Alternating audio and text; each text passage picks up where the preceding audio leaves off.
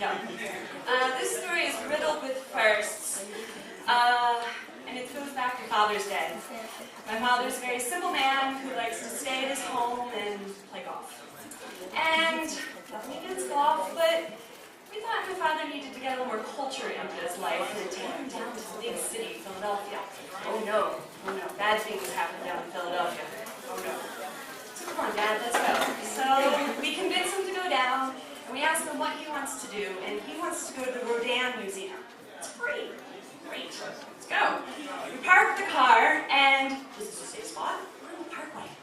Is this okay here? Yes, it's fine. So we leave the car, and then after that, we went to Jack's Firehouse, which was my first time being there, and it was a good time. But after this, I asked my father to drive me to the 30th Street station, because I was meeting a girlfriend there, because she was taking the train in, and we were going to go see Vagina Monologues. If you haven't done that one, make that first. So anyway, my dad's like, oh my goodness, I'm going to drop you off at 30th Street Station. You're such a big girl. You know? So I get out and I say goodbye, Dad, and I'm walking away from the car, and there's a gentleman sitting on the road, or the street. Wasn't doing that. He was sitting on the sidewalk. And he had a hat in front of him with a sign saying, I'm deaf, and could you give me some money to that effect?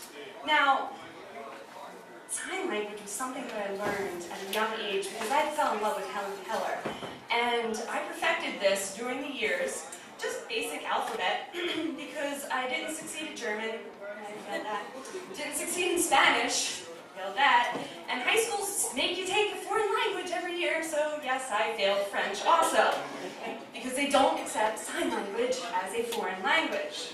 So anyway, I walk up to this gentleman, and I sign to him, hello, my name is Amy. I'm sorry I don't have any money, but bless you. And he signed back to me, thank you, Amy. Blessings on you.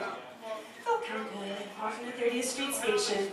And now this is the big first, where improv, I had never done it, not like in life. I'd always done it on a stage with people.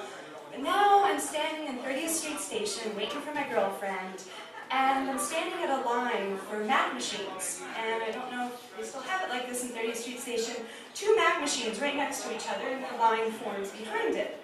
So I'm standing there, minding my own business, you know, we have a good time with my girlfriend tonight, and I walk up to the Mac machine and swipe my card, looking around, and I look over to the gentleman next to me, who's looking at me like this. Give me your money. And I just look at him like, what did he just say? And I'm just still bopping, like I don't know what song is going on in my head.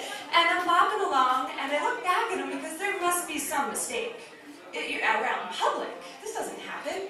And so I look back at him, and he's still looking at me with that very serious face. Give me your money. So I don't know what happened. It came over me, and I looked at him, I'm like, I'm Dad. Started punching in my coat. I am shaking, trying to just type in 1137. Oh my God, what's happening? And I look back at him, and he mouths him to me like, and I looked at him, got my money out, and again, trying to get the money in my pocket, and I looked at him like, and I walked away.